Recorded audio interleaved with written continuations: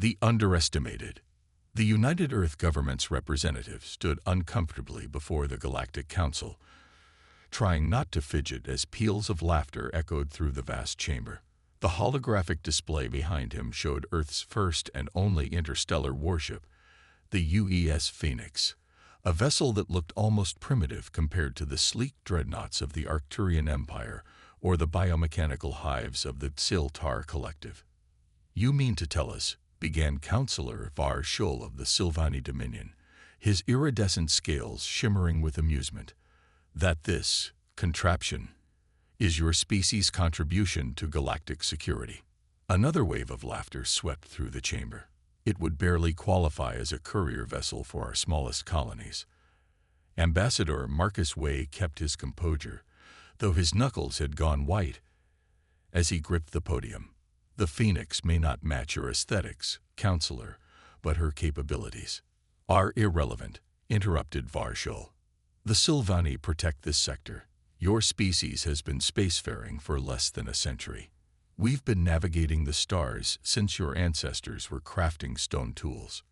Way bowed slightly. "Nevertheless, we request permission for the Phoenix to participate in the joint patrol exercises next cycle." The Council granted the request, not out of respect, but because it offered an opportunity for further entertainment. Captain Ilara Chen floated in the Zerog observation dome of the Phoenix, staring at the stars. The ship was quiet during night shift, with only the essential systems humming in the background. In 12 hours, they would rendezvous with the Galactic Council's 7th Fleet for joint exercises. Exercises that, according to her intelligence officer, were designed to humiliate them. "Can't sleep either, Captain." Chen turned to see her chief engineer, Dr. Maya Okafor, entering the dome. The Nigerian woman's brilliant mind had been instrumental in creating many of the Phoenix's unorthodox systems. "Just thinking about tomorrow," Chen replied. "About how they expect us to fail spectacularly." Maya chuckled. "Good thing they don't know what's under our hood." The Phoenix looked conventional from the outside. Necessarily so. Earth had been careful to conceal its true technological innovations, while lacking the exotic materials and millennia of development that other species enjoyed. Humans had taken unique approaches to problems the galactic community considered long solved. The Sylvani commander sent another message, Chen said. "He's graciously offering to position us at the rear of the formation. For our protection, of course." Maya snorted. "Of course, where we can't embarrass them by breaking down in front of everyone." "I accepted," Chen said with a small smile. "It's the perfect position for what we have planned." The Phoenix joined the fleet exercise the next day, a gleaming collection of warships from a dozen species spread across a vast section of empty space. The Sylvani vessels dominated the formation, 7 massive dreadnoughts, each capable of reducing a small moon to rubble, surrounded by dozens of smaller craft. The Phoenix was assigned to the observation position, trailing behind the main force. Commander Vex Ilar of the Sylvani had openly mocked their placement on the shared comm channel. "Watch and learn, humans. Perhaps in a century, you'll be ready to join a proper fleet." Chen had thanked him politely and said nothing more. Her crew worked with quiet efficiency, monitoring systems and adjusting parameters that weren't listed in any of the technical specifications Earth had shared with the Council. They were 2 hours into the exercise when the emergency alert blared. "All vessels," came the panicked voice of a Sylvani communications officer. "We have detected 3 Krell-Thur battlecruisers entering the system. This is not part of the exercise. Repeat, this is a genuine incursion." The Krell-Thur were the nightmare of this quadrant, a species of ruthless conquerors who raided settled worlds for resources and slaves. They hadn't been seen in this sector for decades. Commander Vexaler's voice cut through the chatter. "All vessels form up on defense pattern Tyrix 7. Phoenix, withdraw immediately to Waypoint Delta and transmit distress signals to Sylvani Command." Chen exchanged a look with her first officer, Commander Jackson Lee. "Acknowledged, Commander," she replied. "We are withdrawing." But as soon as the channel closed, she turned to her tactical officer. Lieutenant Ray's battle stations. Power up the Chimera drive, but keep it masked. Let's see what we're dealing with. The Krell-Thur vessels appeared on their long-range sensors, massive, ugly constructs of dark metal and protruding weapon arrays. They were heading straight for the Sylvani colony on Elysium IV, seemingly unconcerned by the Council fleet in their path. They don't think we're a threat, Chen realized. They've analyzed the fleet composition and believe they can punch through. The Sylvani formations are textbook, Lee noted. The Krell-Thur have fought them before. They know exactly what to expect. Chen's mind raced.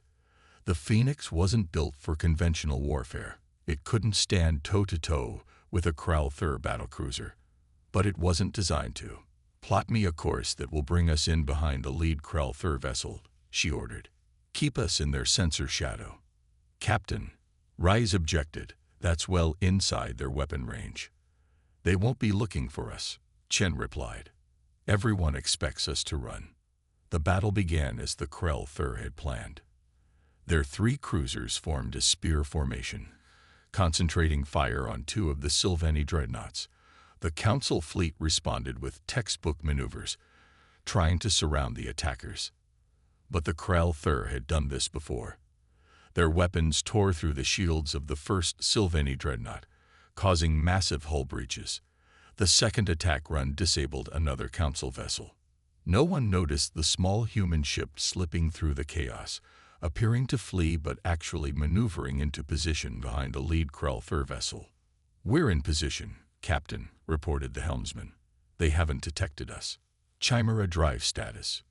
Chen asked. Maya's voice came through from engineering. Ready on your mark, Captain. But remember, we only get one shot at this. Chen nodded. Understood. Target their primary propulsion systems and fire when ready. The Phoenix's main weapon wasn't a conventional energy cannon or missile system. Earth scientists had developed something unique, a gravitational disruption device that could temporarily create localized space-time distortions. They called it the Chimera drive. Firing. Now. The Phoenix shuddered as the drive engaged. There was no visible beam, no explosive projectile, just a sudden warping of the space around the Krell-Thur vessel's engines. The effect was immediate and catastrophic.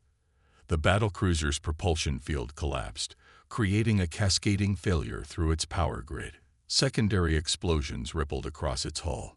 It worked, Rise exclaimed. Their power systems are failing. Chen allowed herself a moment of satisfaction before turning to communications. Open a channel to the Sylvani flagship.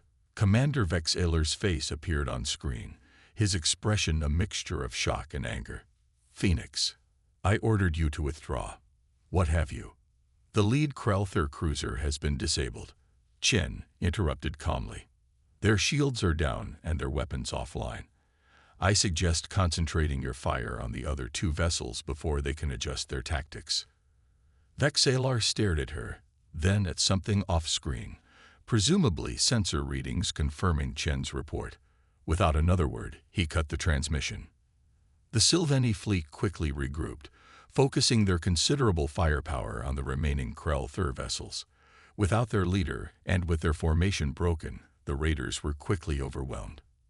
As the last Krell-Thur ship fled the system, the Phoenix's comm system lit up with incoming transmissions from nearly every vessel in the Council fleet. I think we got their attention now, Lee said with a smile. Chen nodded. Let's hope it's the right kind of attention. The aftermath of the battle was chaotic. The Council fleet had suffered damages, but thanks to the Phoenix's intervention, they had avoided a catastrophic defeat. The Krell-Thur had lost 1 battlecruiser, with another severely damaged. Most importantly, the colony on Elysium IV had been saved. Chen stood on the observation deck of the Sylvani flagship, facing not just Commander Vexalar, but also 3 other senior officers from different species. Their expressions ranged from curiosity to outright suspicion. Your weapon, Vexalar said without preamble. It is unlike anything in our records. The Chimera drive is a recent development, Chen replied carefully. It has limitations. Yet it disabled a Krell-Thur battlecruiser with a single shot, said an Arcturian admiral, her crystalline features catching the light, a feat our dreadnoughts struggle to accomplish. Under specific circumstances, Chen clarified. The drive requires precise positioning and can only be fired once before requiring a complete cooldown cycle. It's not the superweapon you're imagining. Nevertheless, the Xiltar representative chittered, humanity has demonstrated unexpected capabilities. The Council will want a full briefing. Chen smiled diplomatically. Of course. Ambassador Wei is preparing a detailed report as we speak. What she didn't mention was that the report would reveal only what Earth wanted the Council to know. The true workings of the Chimera drive would remain Earth's secret, for now. As she returned to the Phoenix, Chen found Maya waiting for her at the airlock. How did it go? The engineer asked. They're impressed, Chen replied. And worried. Good, Maya said with a satisfied nod. Maybe now they'll stop laughing. But Chen wasn't so sure. The Phoenix had changed the game, yes, but it had also painted a target on humanity's back. Some species would seek alliance, others would see them as a threat. And somewhere out there, the Krell-Thur were already planning their revenge. The turning point. News of the Phoenix's victory spread through the galactic networks like wildfire. The story transformed with each retelling. By the time it reached Earth, the Phoenix had single-handedly defeated an entire Krell-Thur invasion fleet. The United Earth government tried to temper expectations, but the public's imagination had been captured. Humanity, long dismissed as galactic newcomers, had proven themselves against one of the most feared forces in the quadrant. Captain Chen and her crew found themselves under intense scrutiny. The Phoenix was ordered to Starbase Helios for routine maintenance, a transparent excuse for the Galactic Council's technical experts to examine the ship more closely. They've requested our complete technical schematics, First Officer Li reported during the senior staff meeting, including detailed information on the Chimera drive, which we're not providing. Chen confirmed. The Council isn't happy about that. Communications Officer Lieutenant Sophia Patil added. The Sylvani representatives are particularly insistent. They're claiming that as the dominant security force in this sector, they have a right to understand all defensive capabilities. Convenient timing, Maya muttered. They mock us until we save their scales, then demand our secrets. Chen tapped her fingers on the conference table thoughtfully. What's the status of the Krell-Thur fleet? That's where things get interesting, said Intelligence Officer Lieutenant Commander Omar Nasser.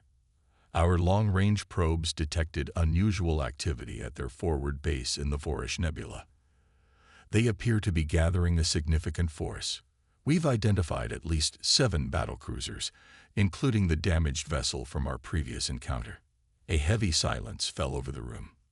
They're coming for us, Rais said finally. Us specifically. Chen nodded. The Phoenix humiliated them. In their culture, that demands a response. We can't face 7 battlecruisers, Li pointed out. Even with the Chimera drive, we'd only disable 1 before they overwhelm us. Which is why we're not going to face them alone, Chen replied. Lieutenant Patel, prepare a secure transmission to Earth Command. We need to inform them of the situation. 3 days later, Chen stood before the Galactic Council's Defense Committee, this time in person rather than via hologram.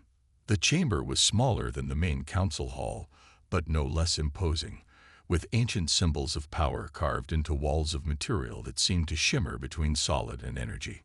Captain Chen, began the Arcturian chairperson, we've reviewed your intelligence regarding the Krell-Thur buildup. If accurate, this represents the largest raiding force they've assembled in 50 cycles. The intelligence is accurate, Chen confirmed. And we believe the Phoenix is their primary target. Councillor Varshul scoffed. The Sylvani Dominion has defended this sector for millennia. If the Krell-Thur are mobilizing, it is our worlds they threaten, not your single vessel. With respect, Councillor, Chen countered, the Krell-Thur operate on a strict honor code. The Phoenix disabled their flagship and forced them to retreat. In their culture, that demands vengeance. And what would you have us do? Asked a Meridian representative, their gelatinous form pulsing with skepticism. Commit the entire council fleet to protect one human ship. No, Chen replied. I'm proposing a joint operation. The Phoenix will act as bait to lure the Kral Thur into a position of our choosing. Then, with the support of council forces, we can eliminate the threat once and for all. The committee members exchanged glances. An ambitious plan, the chairperson said carefully, but it would require us to place considerable trust in human tactical assessments. Given your species' limited experience didn't prevent us from succeeding where traditional tactics failed. Chen interrupted, earning several gasps at her breach of protocol. The Kral Thur have studied your battle formations for centuries. They know what to expect. We don't play by those rules. You propose to use your ship as bait, Varshal said, his tone skeptical. Yet you refuse to share the details of your primary weapon system. How can we coordinate effectively under such conditions? Chen had anticipated this. Earth Command has authorized me to provide a limited technical briefing on the Chimera Drive's capabilities and limitations. Enough for effective tactical coordination, but not the underlying scientific principles. After hours of debate, the committee reached a decision. The Phoenix would lead a special task force to engage the Kral Thur, with support from a small Sylvani battle group.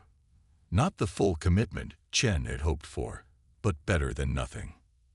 As she left the chamber, she found Commander Vex LR waiting in the corridor. Captain Chen, he said stiffly, I have been assigned as your Sylvani liaison. Commander, she acknowledged with a nod. I look forward to working together. His expression made it clear the feeling wasn't mutual. The council may be impressed by your unconventional methods, but I remain skeptical. Human unpredictability is as likely to get us all killed as to save us. Chen allowed herself a small smile. Unpredictability is precisely what the Kral Thur won't be expecting. The operation began 2 weeks later. The Phoenix, accompanied by 3 Sylvani frigates, entered the outer boundary of the Vorish Nebula. The swirling gases and ionized particles would interfere with long-range sensors, forcing closer engagement before either side could detect the other. This is reckless, Vexelar complained over the comm. We're deliberately blinding ourselves. The nebula cuts both ways, Chen replied. It blinds them too. And unlike us, they don't know we're coming. That was the theory, at least.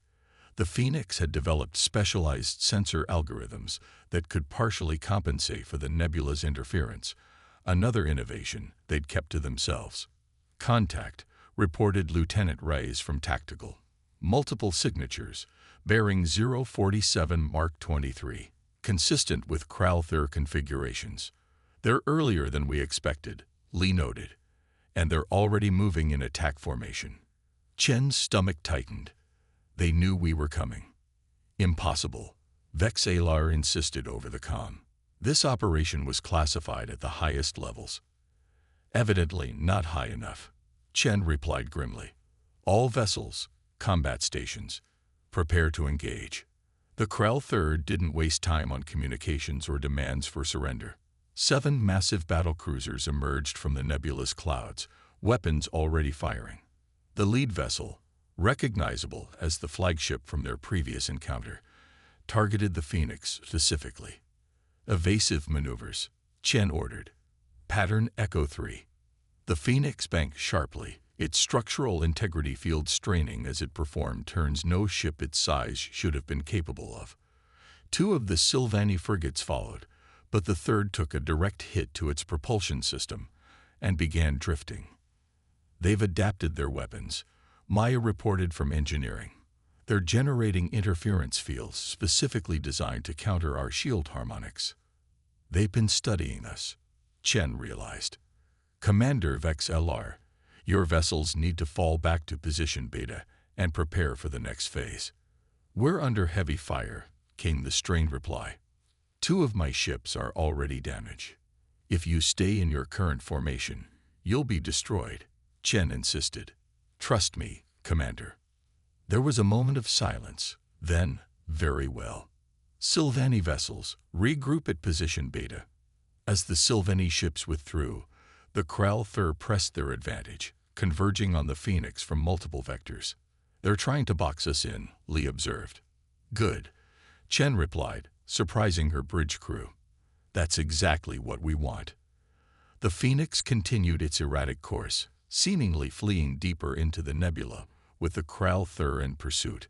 But Chen was leading them to a specific set of coordinates, where the nebula's gas density and magnetic fields created a unique phenomenon.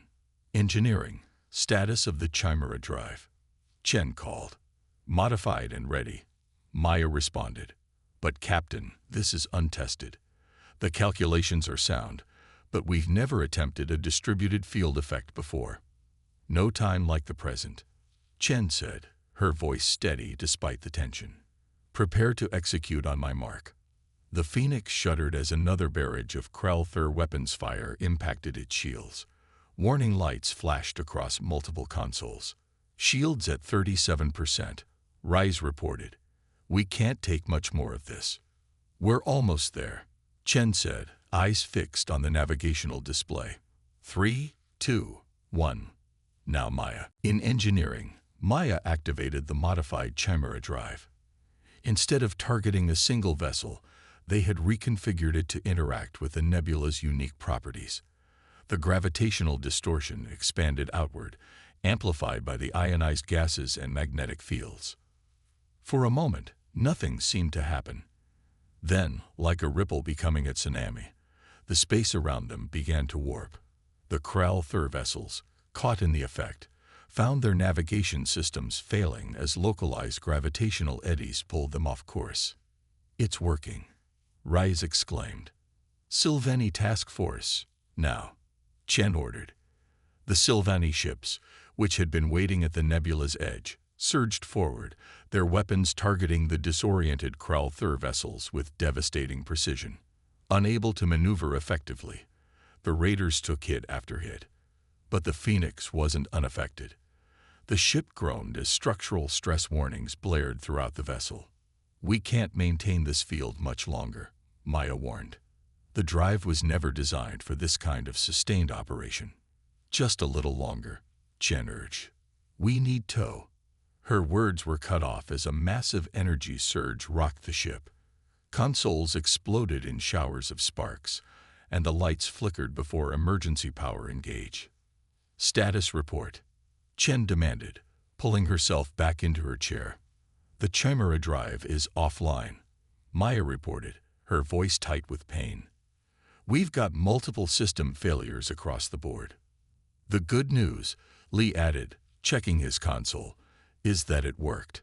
5 Krell-Thur vessels disabled or destroyed. The remaining 2 are retreating. Chen allowed herself a moment of relief before asking, casualties. Engineering reports 3 injured, including Dr. Okafor, Lee replied. Medics are responding. Chen nodded, then opened a channel. Commander Vexelar, what's your status? The Sylvani's voice came through, strained but clear. 2 vessels operational, 1 severely damaged. The Krell-Thur fleet has been decimated, Captain. I must acknowledge that your strategy was successful, despite my reservations. Coming from a Sylvani, it was practically effusive praise. We'll need assistance returning to Council space, Chen informed him. Our propulsion system has been compromised. We will provide escort, Vexelar replied. And, Captain Chen, the Sylvani Dominion owes you a debt of honor. 3 months later, Chen stood in the observation dome of the newly repaired Phoenix, watching as shipyard workers completed the final external adjustments.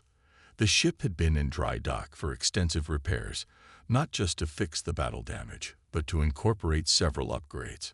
They're actually listening to our design recommendations now, Maya said, joining her. The engineer's arm was still in a healing brace, but she'd refused to stay away from the refit process. The Arcturians even contributed some of their crystalline matrix technology for the new shield systems. Times change, Chen replied. Nothing builds respect like saving people from certain doom. Twice, Maya added with a grin. The door slid open, and Ambassador Y entered, accompanied by a Sylvani dignitary Chen didn't recognize. Captain Chen. Wei greeted her. Allow me to introduce High Marshal Tervashi of the Sylvani Dominion. Chen straightened to attention. The High Marshal was the supreme military commander of all Sylvani forces, a position that hadn't visited a human facility in, well, ever. Marshal, she acknowledged. This is an unexpected honor. The Sylvani's scales shimmered in the starlight as he inclined his head. Captain Chen, your actions in the Vorish Nebula have revised many long-standing assumptions about humanity's place in the galactic community. We just did our duty, Chen replied modestly. With innovation and courage, Tervashi countered. The Council has been observing your species more closely since these events. We have concluded that humanity's unconventional approach to problems represents not a liability, but a potential asset. Wei smiled broadly. The High Marshal has come with a proposal. The Council is establishing a new rapid response force for threats that traditional fleet actions cannot address effectively. They want the Phoenix, and you, to lead it. Chen blinked in surprise. They want to put a human in command of a multi-species force. With joint oversight, of course, Tervashi clarified. But yes, your unpredictability has proven valuable. Chen looked to Maya, who was barely containing her excitement, then back to the High Marshal. It would be an honor to accept, Marshal, on one condition. The Sylvani's head tilted curiously, and that would be. That Commander Vex Aylar serves as my second-in-command, Chen said. He may not approve of our methods, but he fought bravely when it counted, and I believe he represents the best of Sylvani tradition, something this new force should respect even as we forge new approaches. Tervashi studied her for a long moment, then his scales shifted to a pattern that Chen recognized as amusement. Commander Vex Aylar has already requested the assignment, Captain. It seems he has developed a grudging respect for human ingenuity. As the High Marshal and Ambassador departed to finalize the arrangements, Chen returned her gaze to the stars.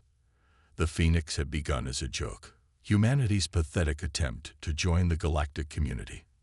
Now it represented something more, the bridge between ancient traditions and new possibilities. What are you thinking? Maya asked. That they're not laughing anymore. Chen replied with a smile. Now they're listening. The end.